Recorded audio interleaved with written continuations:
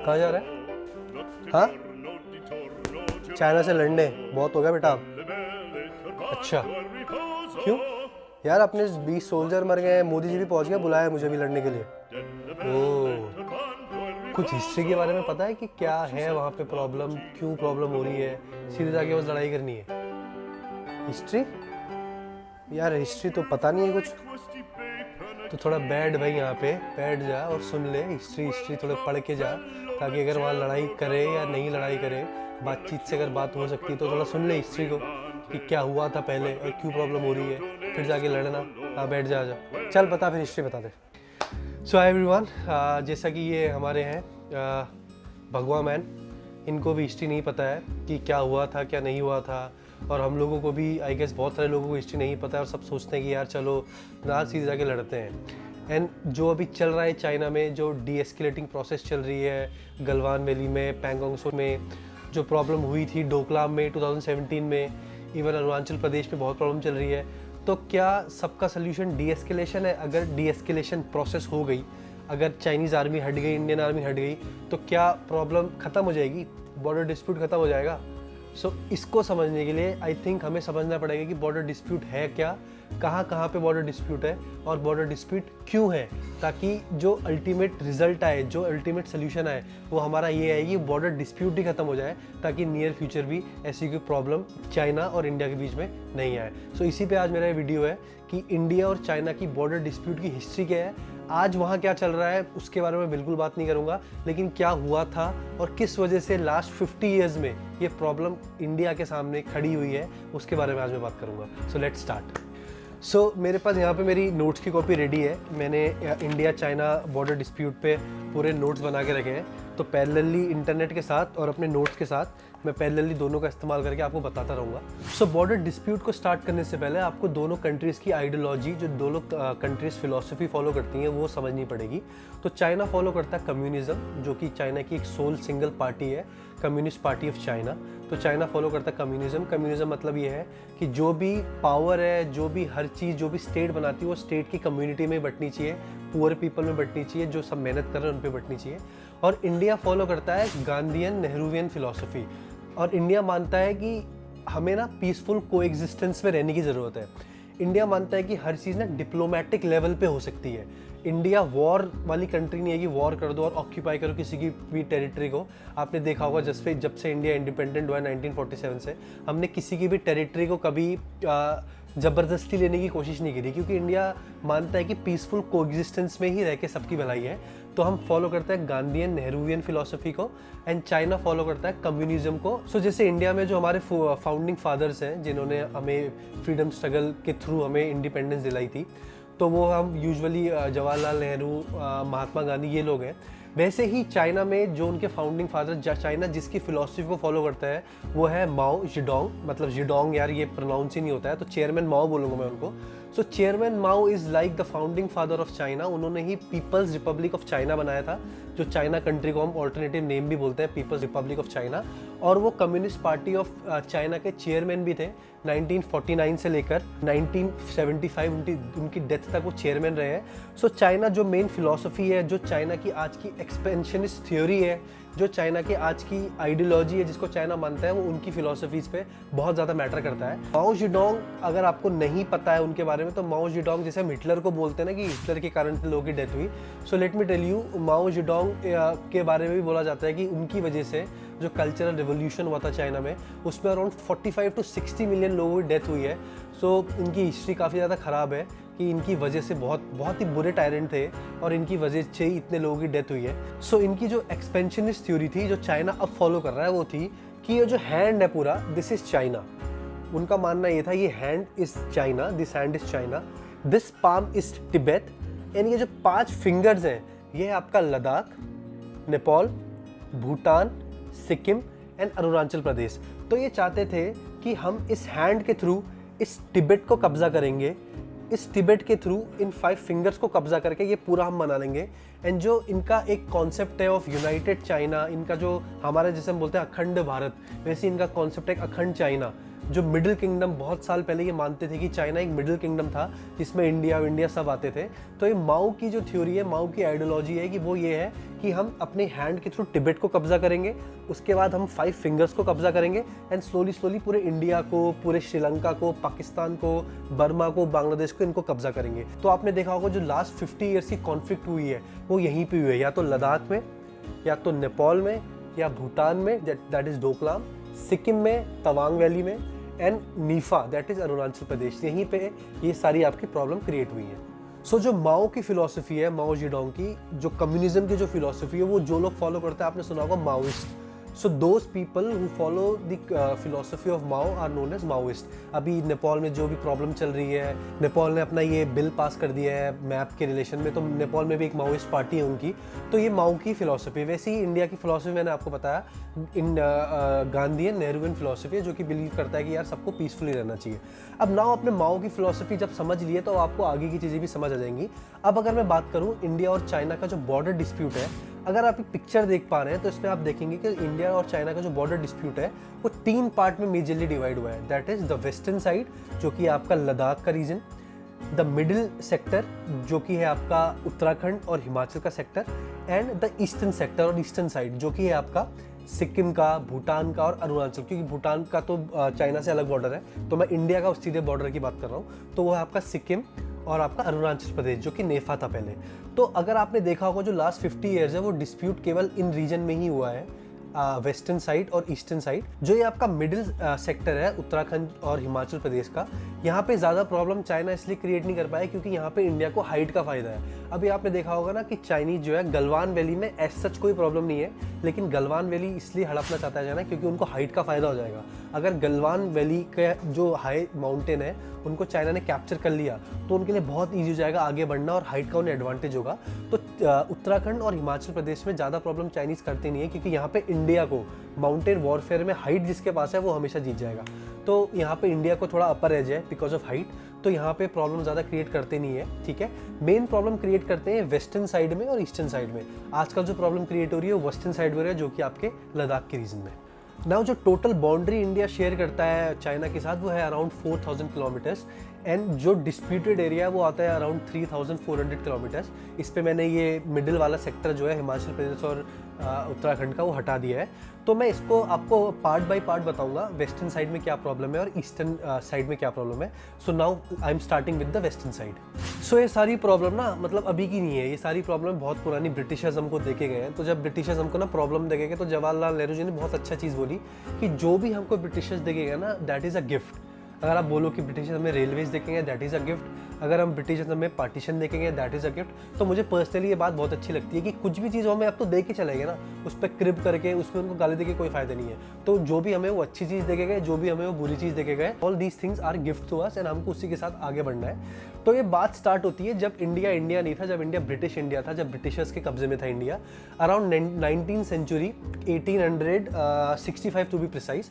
सो 1865 में ये सारी चीज़ें स्टार्ट होती है। अगर ये मैप आप देखेंगे तो इंडिया ये चीज़ दिखाता है अपनी, जिसमें ये ग्रीन पार्ट, ये ब्लू पार्ट और ये रेड पार्ट है। लेकिन जो इंडिया के पास है वो केवल आपका ब्लू पार्ट ही है, और जो ग्रीन पार्ट है वो आज़ाद कश्मीर है। वो आपका कश्मीर पाकिस्तान ने 1947 के बाद जो भी इन्होंने पुश करा था इंडिया को वो कब्जा कर लिया था।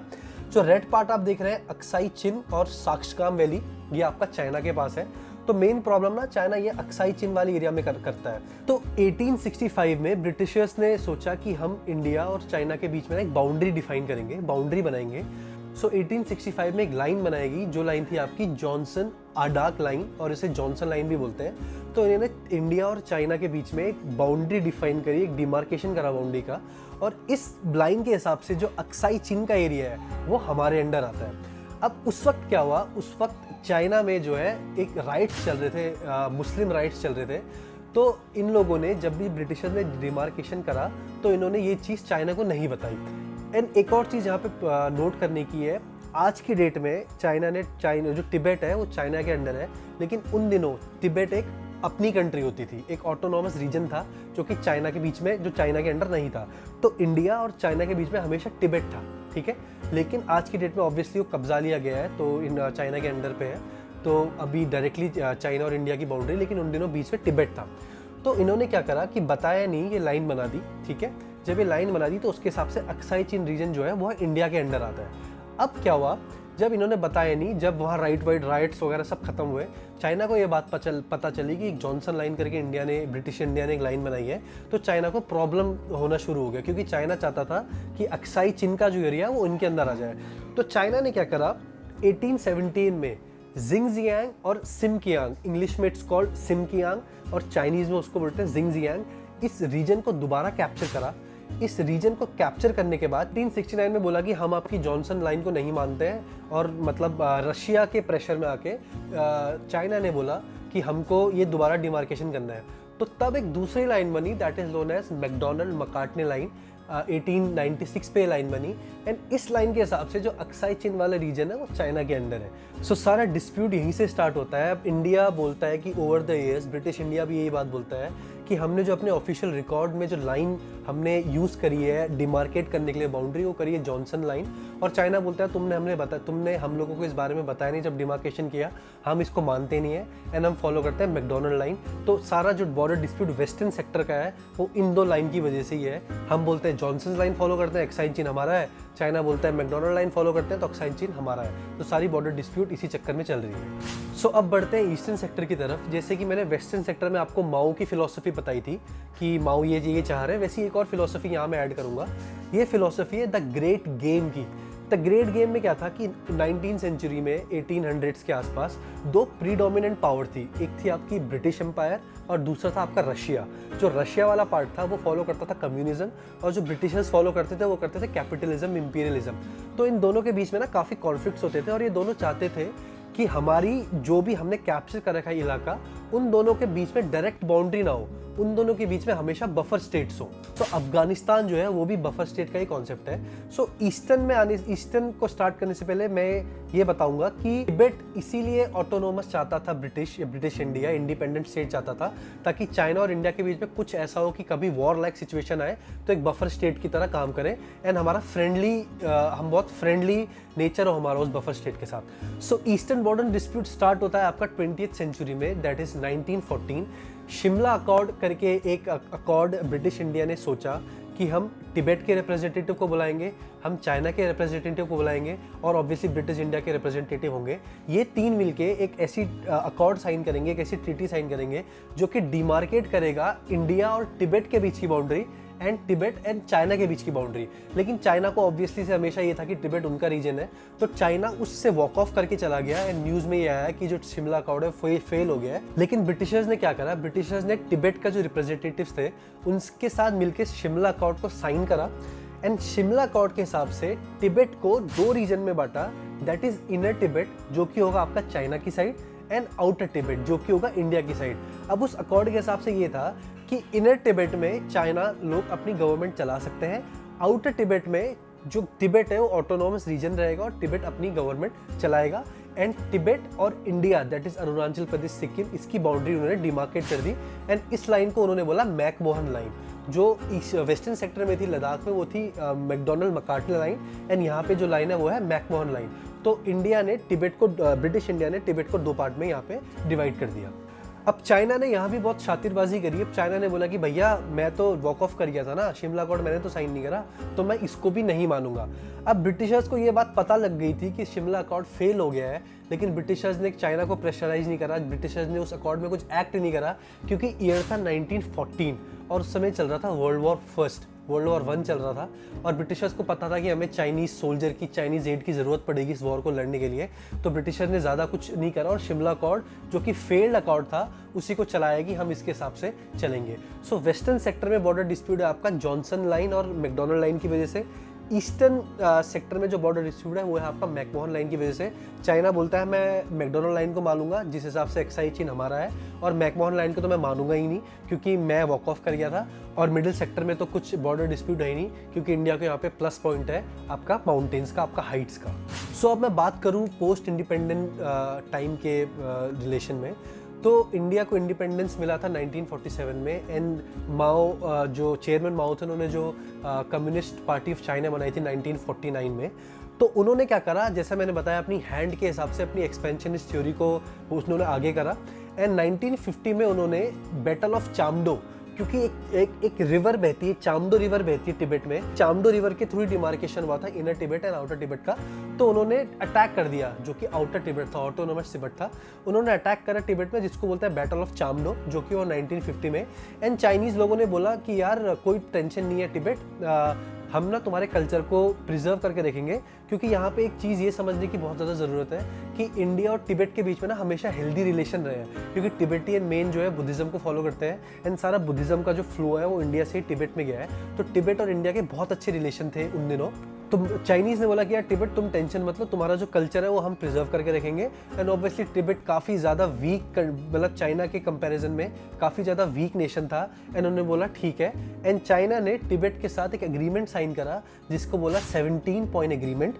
एंड इस 17 पॉइंट एग्रीमेंट के हिसाब से तिब्बत, चाइना जो है वो तिब्बतियन कल्चर को प्रिजर्व करेगी एंड तिब्बत को मानना पड़ेगा कि वो चाइना के अंडर है। सो जब ये बैटल ऑफ चामडो वगैरह सब हुआ तो उन्हीं दोनों इंडिया को अपनी इंडिपेंडेंस मिली थी एंड सब इकोनॉमी काफ़ी ज़्यादा वीक थी, अभी ब्रिटिशर्स छोड़ के गए थे।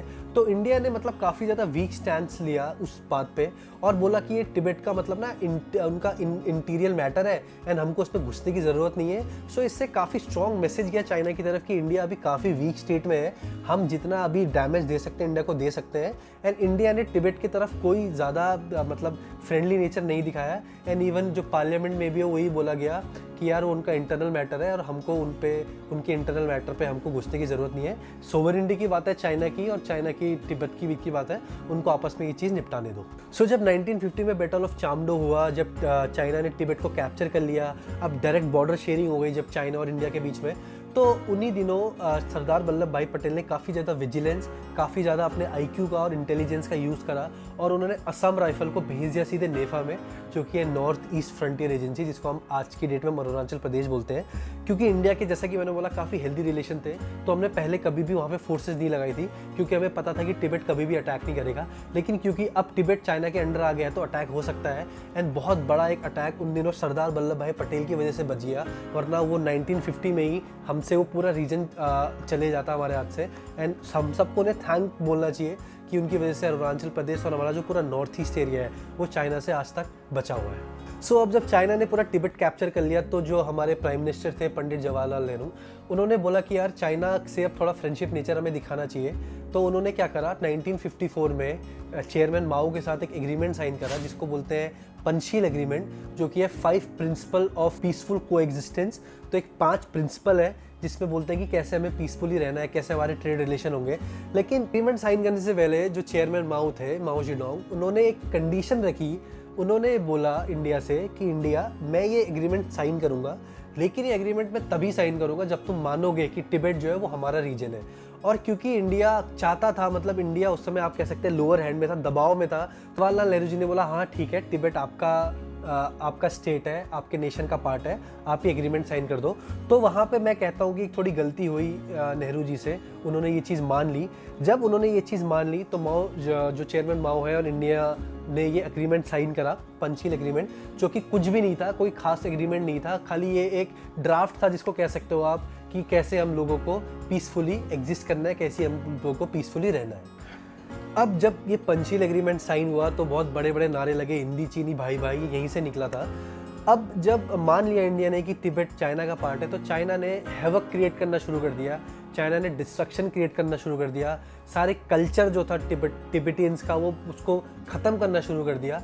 तो ये सब जब चीज़ें स्टार्ट हुई तो जो बहुत सारे तिब्बतियंस हैं वो भाग के इंडिया में आए। इंडिया ने पॉलिटिकल असाइलम दिया आपके दलाई लामा को।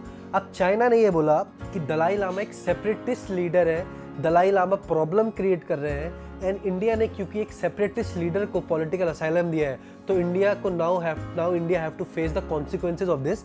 एंड साथ ही साथ इन्होंने क्या करा, चाइना ने, जो अक्साई चिन वाला एक रीजन है आपका सिमकियांग और जिंगजियांग के बगल में, वहाँ पे पूरा एक हाईवे बना डाला 1172 किलोमीटर्स, दैट इज 1172 किलोमीटर्स का पूरा एक हाईवे बना दिया। एंड चाइना ने पूरी तरह से इंडिया के साथ वॉर करने के लिए पूरी स्ट्रैटेजी अपनी बनाई एंड बोला कि तुमने अब दलाई लामा को, एक सेपरेटिस्ट लीडर को, पॉलिटिकल असाइलम दिया है, now be ready to bear the consequences. अब अक्टूबर 1962 में इंडिया को हर तरफ से घेर लिया चाइना ने, अक्साई चिन में वेस्टर्न सेक्टर में आपका हाईवे बना के वहाँ पे अटैक कर दिया। एंड आपका ईस्टर्न सेक्टर में आपके नेफा में पूरा अरुणाचल प्रदेश में वहाँ पे अटैक कर दिया एंड बहुत बुरी तरह से मतलब इंडिया को ह्यूमिलेशन फेस हुआ एंड बहुत बुरी तरह से इंडिया ये वॉर हारा। लेकिन जितने भी हमारे सोल्जर्स हैं बेचारे उन दिनों कैनवस शूज़ जो हमारे पीटी शूज़ होते हैं जो स्कूल्स के, उन दिनों हमारे सोल्जर्स ने जाके लड़ाई लड़ी एंड हमारे सोल्जर्स ने मेक श्योर करा कि वो तगड़ा जवाब दें। लेकिन ऑब्वियसली चाइना मतलब बहुत अपर हैंड में था। चाइना की जो समय मिलिट्री है बहुत एडवांस थी। जो आज की मिलिट्री कंडीशन बहुत अलग है 1962 जो सीनो इंडो वॉर हुआ था। तो बहुत सारा ह्यूमिलिएशन मतलब इंडिया को हुआ, लेकिन फिर भी I salute all those brave hearts. उन्होंने जो लड़ा, असम राइफल के लोग जिन्होंने वेस्टर्न सेक्टर ईस्टर्न सेक्टर में जो पूरी लड़ाई करी है, उन सारे सोल्जर्स को सल्यूट। लेकिन काफ़ी ज़्यादा इंडिया को ह्यूमिलेशन हुआ और काफ़ी ज़्यादा जो अरुणाचल प्रदेश का एरिया है वो कैप्चर कर लिया आपका चाइना ने। काफ़ी ज़्यादा एरिया लद्दाख का अक्साई चीन के आगे कैप्चर कर लिया एंड उसी को हम बोलते हैं लाइन ऑफ एक्चुअल कंट्रोल। दो चीज़ें हैं, LAC LOC।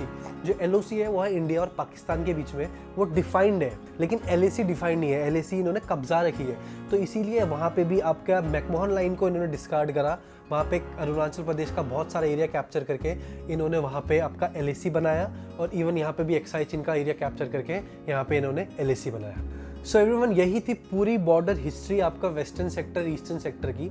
तो चाइना एज आई सेड कि जो अभी इनके प्रेसिडेंट है कम्युनिस्ट पार्टी ऑफ चाइना के शी जिनपिंग, वो जो माओ की जो चेयरमैन माओ की थ्योरी आपकी हैंड की थ्योरी, उसी को वो चाहते हैं कि उस थ्योरी को वो कंप्लीट कर दें। उनका जो सपना था एक यूनाइटेड चाइना, एक मिडिल किंगडम का, उसको पूरा कर दें। इसीलिए लद्दाख में प्रॉब्लम कर रहे हैं, इसीलिए अरुणाचल प्रदेश में प्रॉब्लम कर रहे हैं। और अभी जैसे कि वॉर चल रहा है, मैं तो कहूँगा कि वॉर ना हो, डिप्लोमेटिक लेवल पे बात हो एंड इसका सल्यूशन यही है कि अभी डी एस्केलेशन हो भी जाए तो डी एस्केलेशन होने के बाद इंडिया और चाइना बैठे अपने इस बॉर्डर डिस्प्यूट को सेटल करें। मेक श्योर करें कि क्या फॉलो करना है, जॉनसन लाइन फॉलो करनी है, मैकडोनल्ड लाइन फॉलो करनी है, या कोई बीच की लाइन फॉलो करनी है जो नई बाउंड्री डिमार्केट करें। मैं चाहूँगा चाइना समझे, चाइना ये ना चाहे कि हर जगह वो मना कर दे, ऐसा नहीं होता है। अगर आपको पीसफुल रहना है, एक नेबरिंग कंट्री के साथ रहना है, तो आपको मेक श्योर करना पड़ेगा कि आप सही से उनके साथ रहें एंड मेक श्योर करें कि जो दोनों कंट्रीज़ हैं वो एक दूसरे की सोवर्निटी में कोई भी बाधा ना डालें एंड एक दूसरे को चैन से रहने दें। अच्छा भाई, तो ये हिस्ट्री है भाई। अब जाऊँगा ना हिस्ट्री पढ़ के, जब हिस्ट्री तूने बता दी है तो इस बार जाके मतलब हिस्ट्री बता के मारूंगा सालों को कि भाई कैसे नहीं फॉलो करोगे जॉनसन लाइन, कि भाई मैकमोहन लाइन कैसे फॉलो नहीं करोगे। सही है भाई, तूने हिस्ट्री बताई ना, अब तो हिस्ट्री बता के मारूंगा चाइना को। अब जाके लड़ना है लड़, जो करना है कर, लेकिन ये जो मेरा तौलिया तूने लिया है, ये जो मेरा चश्मा तूने लिया है और ये जो मेरी टोपी तूने ली है वो दे के जा मुझे। क्या? पर कोई नहीं भाई, तूने ले लिया अपना सामान, एक बॉक्सिंग ग्लव्स ही काफ़ी है चाइना के लिए तो। बूम।